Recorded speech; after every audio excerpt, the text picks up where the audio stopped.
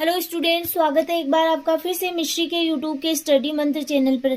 आज हम लोग उसी लेक्चर को आगे कंटिन्यू करने वाले हैं जो हम प्रीवियस में लेक्चर में स्टडी कर रहे थे। तो आगे आपकी शॉर्ट आंसर वाले क्वेश्चंस हैं उनको ही हम आगे स्टडी करने वाले। तो सबसे पहले है आपके अमेनसेलिज्म। तो अमेनसेलिज्म की अगर हम लोग बात करें तो एक प्रकार का बायोलॉजिकल इंटरेक्शन है जिसमें कि एक प्रजाति बिना किसी लाभ के दूसरे जीव को क्या करती है, नुकसान पहुंचाती है, कि उसे पता ही नहीं रहता है कि दूसरा जो ऑर्गेनिज्म है उसको नुकसान हो रहा है। तो इस प्रकार का इंटरेक्शन कहलाता है amensalism. Amensalism is an ecological interaction between two species. It is a negative interaction where one species cause harm to another organism। यह एक प्रकार का नेगेटिव इंटरेक्शन है जिसमें कि जो वन स्पीसीज है वो हार्म पहुंचाती है अनदर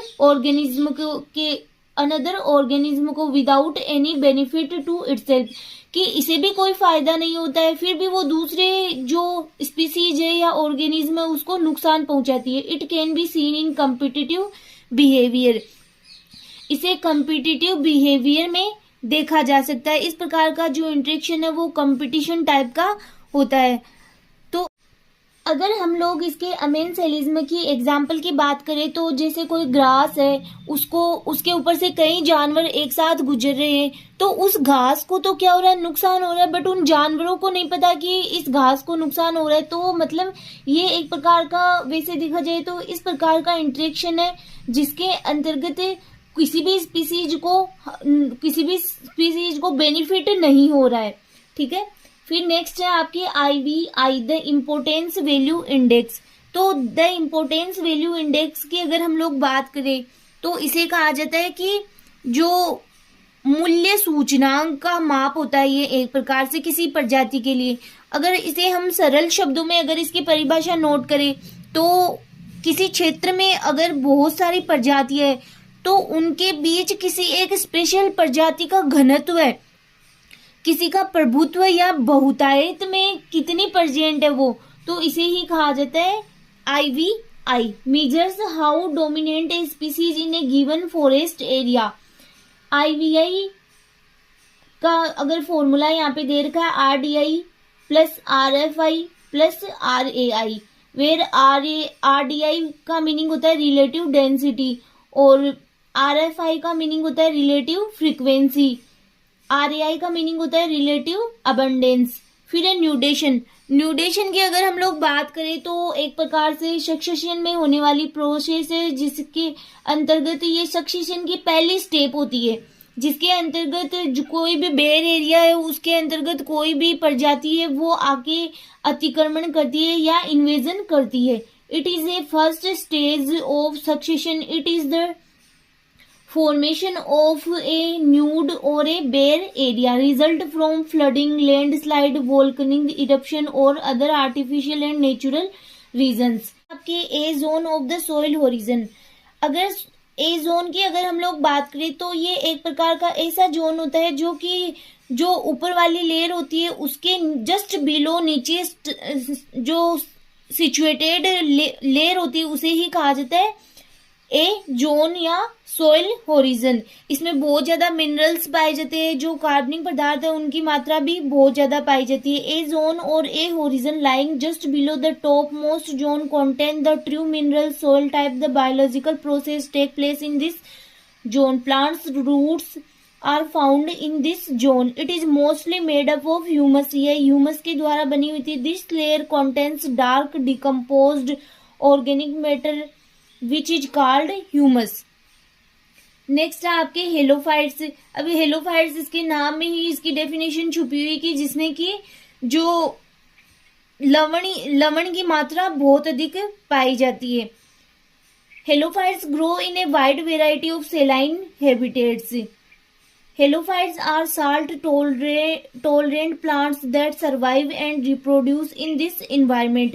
हेलोफाइट्स में इस प्रकार के प्लांट आते हैं जो कि साल्ट टोलरेंट प्लांट होते हैं जो कि इस प्रकार के इन्वायरमेंट में रिप्रोड्यूस कर सकती हो।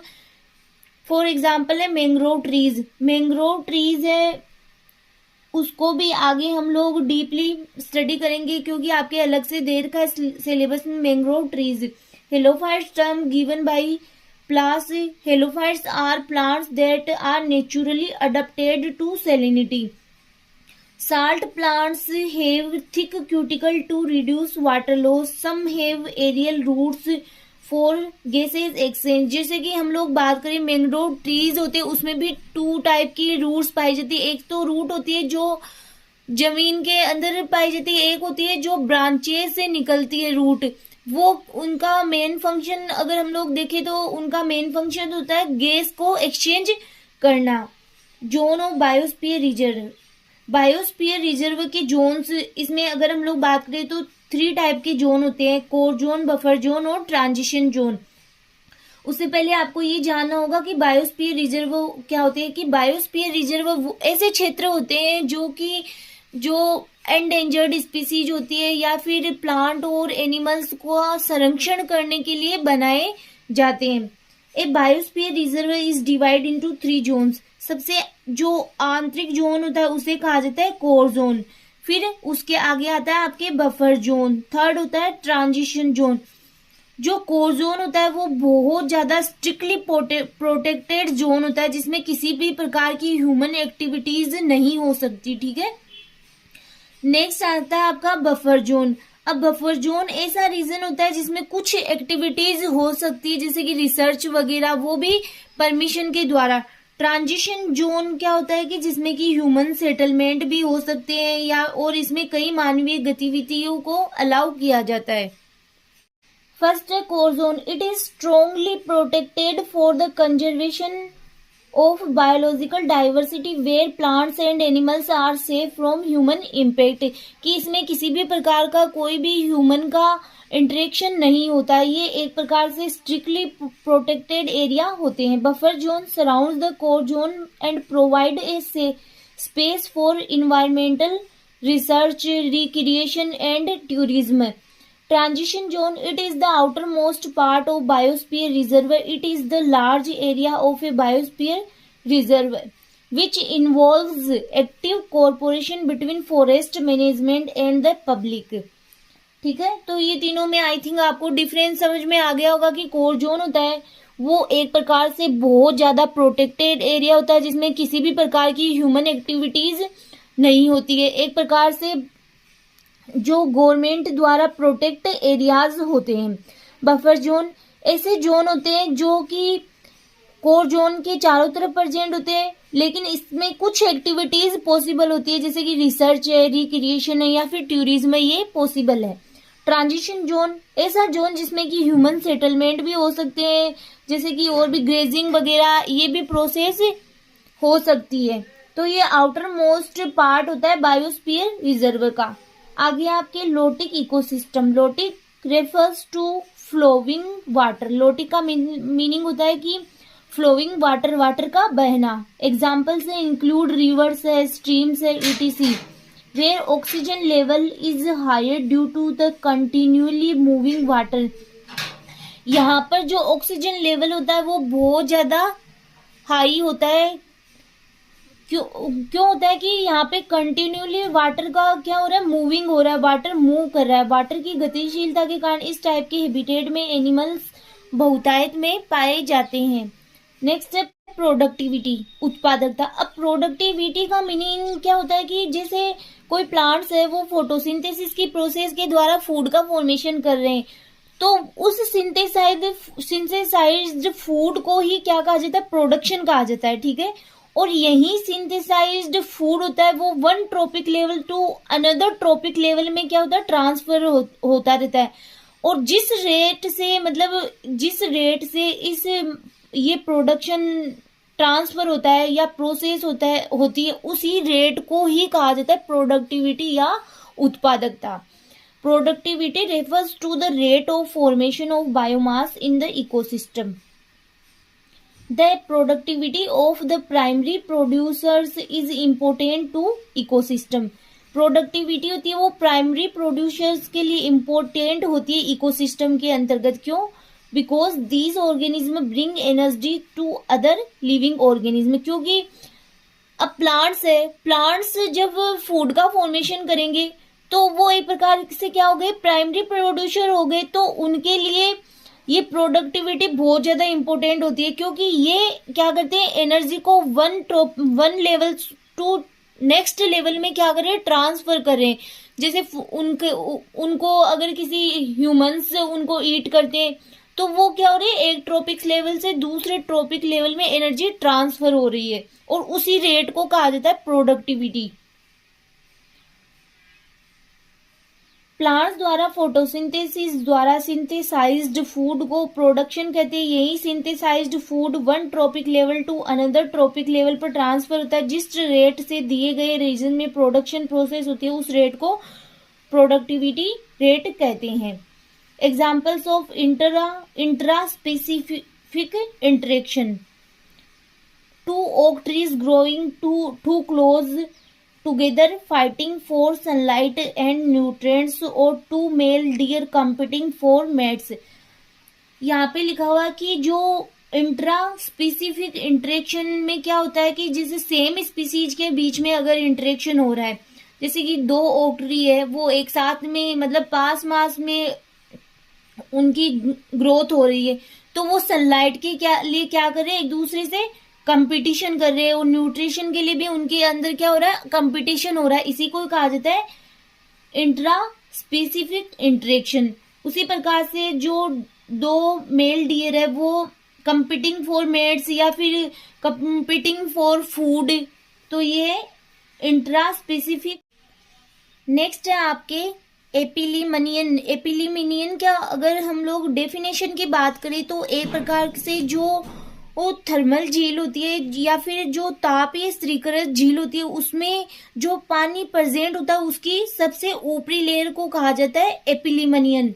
The surface layer of the lake, the epilimnion और surface layer is the topmost layer in a thermally stratified lake. तो क्या होता है कि जब सूर्य की किरणें आती है किसी भी झील पर, तो रोशनी जो सनलाइट होता है उससे सबसे ज्यादा प्रभावित होती है, और क्या होता है कि इसकी जो उसमें एनर्जी से क्या होती है कि इस लेयर की सतह गर्म हो जाती है, इसे ही कहा जाता है एपिलीमनियन। फिर आपके हैं फ्यूल सेल या ईंधन सेल। फ्यूल सेल की अगर हम लोग बात करें तो फ्यूल सेल एक प्रकार का जो इलेक्ट्रोकेमिकल सेल होता है, जो कि क्या करता है कि ईंधन से प्राप्त रासायनिक ऊर्जा होती है या केमिकल एनर्जी होती है उसको सीधे ही डायरेक्ट ही इलेक्ट्रिसिटी में चेंज कर देता है। ठीक है, यह एक प्रकार की जैसे केमिकल रिएक्शन इसे कहा जाता है, एक प्रकार की केमिकल रिएक्शन होती है। तो इसमें है a fuel cell is an electrochemical cell that convert the chemical energy of a fuel and oxidizing agent into electricity through a pair of redox reaction. कि इसमें एक प्रकार की रेडॉक्स रिएक्शन होती है। इसमें क्या होता है कि जैसे धनावेशी जो हाइड्रोजन आयन होते हैं वो ऑक्सीकरण या फिर किसी अन्य ऑक्सीकारक से क्रिया करते हैं। ठीक है, जैसे कि रेडॉक्स रिएक्शन में हमने क्या पढ़ते हैं कि जो ऑक्सीकरण और अपचयन दोनों रिएक्शन साथ में चलती है, ये हम लोग लोअर क्लासेस में पढ़ते आए हैं। तो इसमें क्या होती है, रेडॉक्स रिएक्शन होती है, जिसमें कि जैसे मैंने क्या बताया कि इसमें जो हाइड्रोजन आयन होता है वो ऑक्सीजन या किसी अन्य ऑक्सीकारक होते हैं, ऑक्सीडाइजिंग एजेंट होते हैं, उनसे क्या कर लेते हैं, क्रिया कर लेते हैं।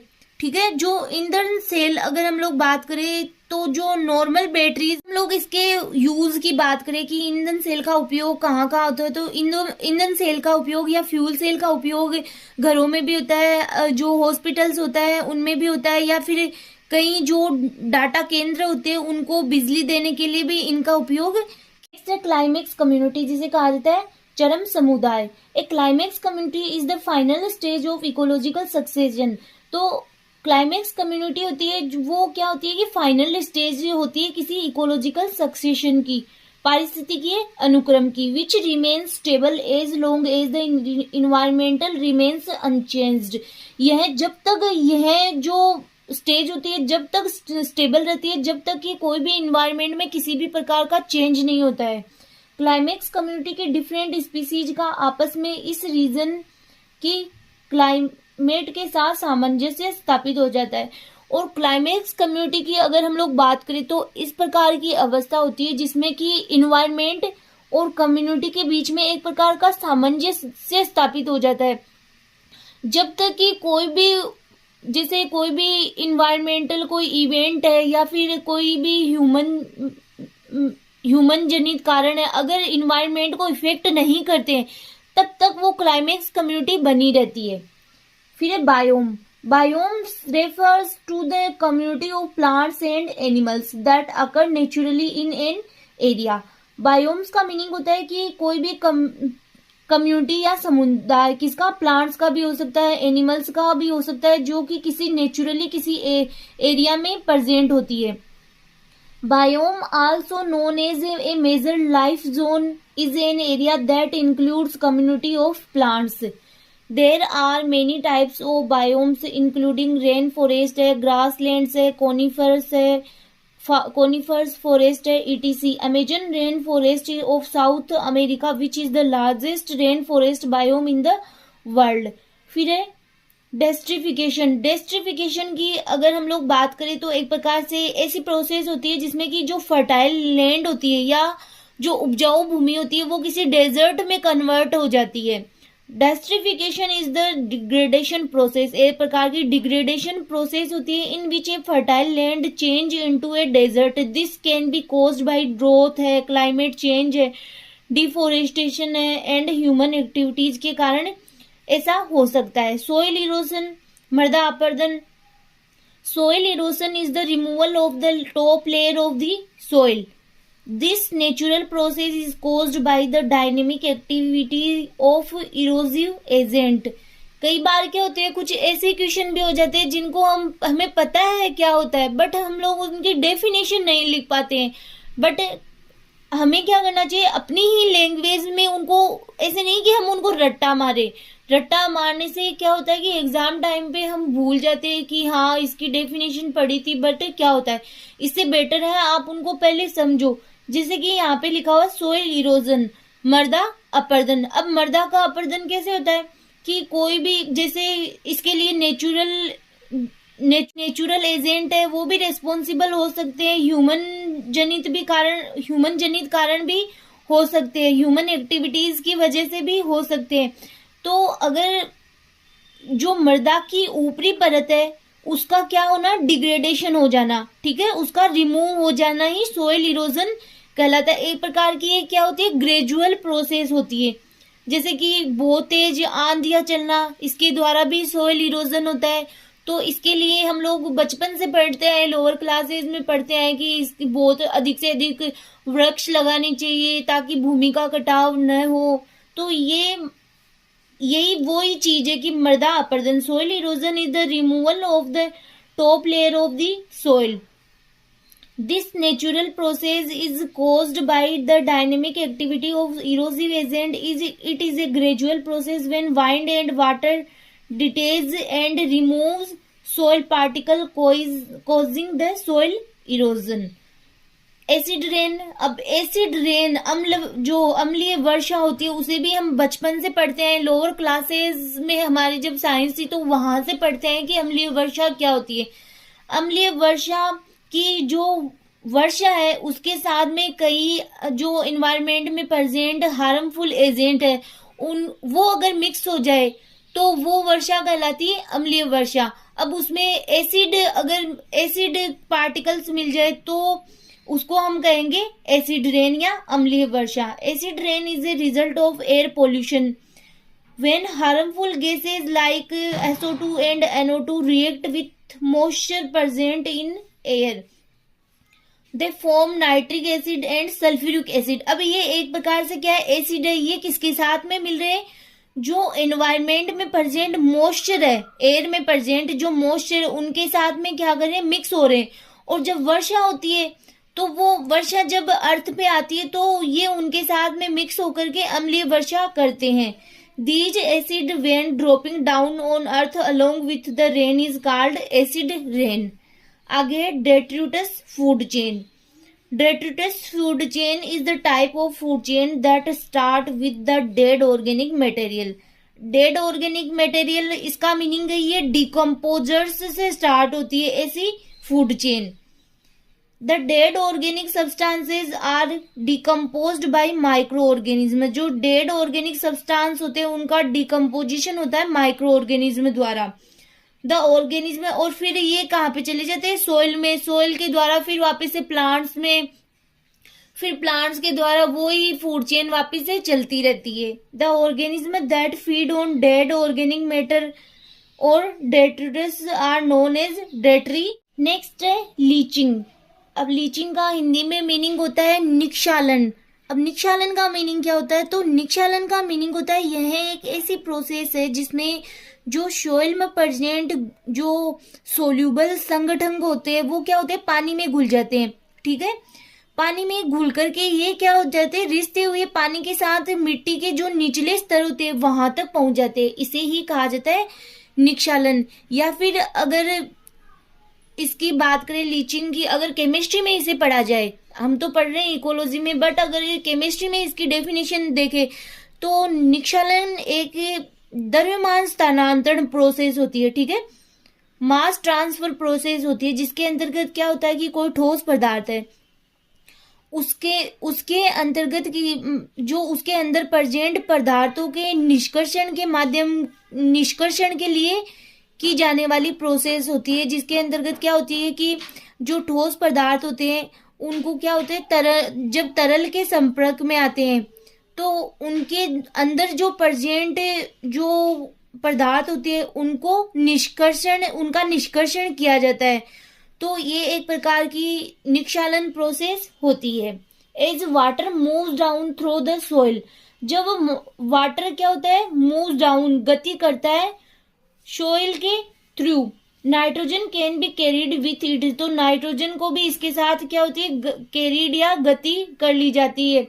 दिस इज कॉल्ड लीचिंग, ये प्रोसेस लीचिंग कहलाती है। अभी यहाँ पे नाइट्रोजन तो लिया हुआ, बट यहाँ पे नाइट्रोजन की बात नहीं है, अदर कोई भी जो सोल्यूबल संगठन होते हैं उन सब की यहाँ पे बात हो रही है। Leaching is a process in which water soluble substance, आ गया ना यहाँ पे कि water soluble substance are washed out from the soil, इनको पानी के साथ बहाकर ले जाया जाता है, या फिर जो मिट्टी के सोइल के जो लोअर जो लेयर्स होती है उनके अंदर चले जाते हैं। नेक्स्ट है fidelity. Fidelity is a measure जिसके बेस पर स्पीसीज एक प्रकार के बायो कम्युनिटी में डिस्ट्रीब्यूशन के लिए रेस्ट्रिक्टेड होती है। Sites conservation on international trade in endangered species, sites है और भी बहुत सारी ऐसी जो गवर्नमेंट के द्वारा बनाए हुए एग्रीमेंट है, इंटरनेशनल एग्रीमेंट है, उनके ऊपर हम आगे भी डिस्कस करेंगे। It is an international agreement between government. It is the largest and oldest conservation and sustainable use agreements. It conserve biodiversity. जो साइट्स है या फिर और भी आपके बहुत सारी ऐसी, जैसे कि साइट्स के अलावा और भी ऐसे एग्रीमेंट है, जैसे ICAR है, ठीक है, ICAR Indian council of agriculture research है, या फिर एक और है CSIR भी है, NBPGR भी है। तो ऐसे और भी एग्रीमेंट्स है, या फिर अगर हम लोग इनको देखें तो ये एक प्रकार से जो बायोडाइवर्सिटी होती है उनको कंजर्व करते हैं। ये अगर साइट्स की ही नॉर्मली बात करें तो ये एक प्रकार का इंटरनेशनल एग्रीमेंट है, किसके बीच में, तो साइट्स है वो एक प्रकार का एग्रीमेंट है दो गवर्नमेंट्स के बीच में, और ये सबसे लार्जेस्ट और ओल्डेस्ट एग्रीमेंट है जिसके अंतर्गत जो वाइल्ड स्पीसीज होती है उनका कंजर्वेशन किया जाता है, और जो रिसोर्सेज होते हैं उनका सस्टेनेबल यूज किया जाता है। इनके ऊपर ही एक प्रकार का एग्रीमेंट है। नेक्स्ट है आपके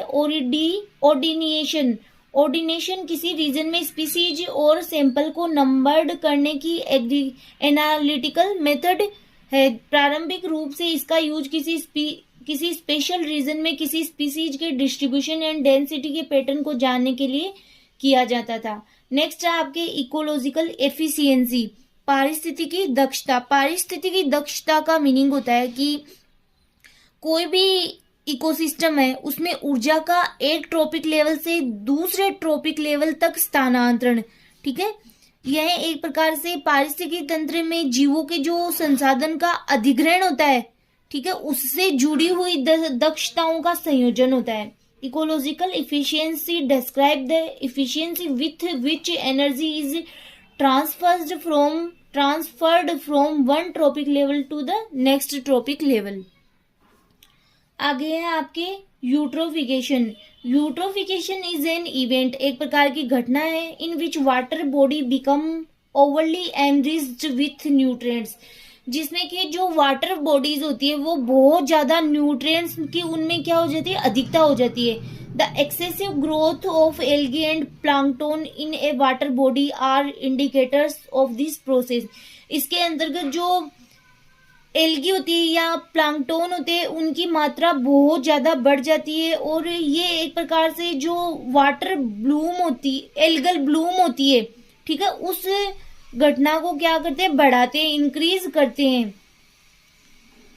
ऑर्गेनिक मटेरियल की अधिकता के कारण एल्गी एंड माइक्रो ऑर्गेनिज्म उस वाटर में फास्टली ग्रोथ कर ऑक्सीजन लेवल को रिड्यूस करते तथा वाटर पोल्यूशन स्प्रेड करते हैं। इसे एल्गल ब्लूम भी कहा जाता है वैसे तो, क्योंकि एल्गल ब्लूम का मीनिंग होता है कि जहां पे बहुत ज्यादा, जैसे कि जलकुंभी है, तो अगर वो किसी वाटर बॉडीज को पूरे को कवर कर लेती है तो वहां पे प्रेजेंट जो वो छोटी छोटी फिशेज होती है वो क्या करती है, ऑक्सीजन नहीं ले पाती, क्योंकि सारी ऑक्सीजन तो जो इस प्रकार की एल्गी होती है या फिर इस प्रकार के प्लांट्स होते हैं वो ले लेते हैं।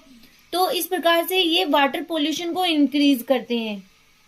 यहाँ पे वापस से जीपीपी यही लिखा हुआ है जो हमने पढ़ लिया। तो ये लेक्चर आपके कंप्लीट होता है और आपके ये क्वेश्चंस भी यहीं पर ही कंप्लीट होते हैं। नेक्स्ट लेक्चर में हम इसी को ही प्लांट इकोलॉजी के आपका जो सिलेबस है उसी को आगे स्टडी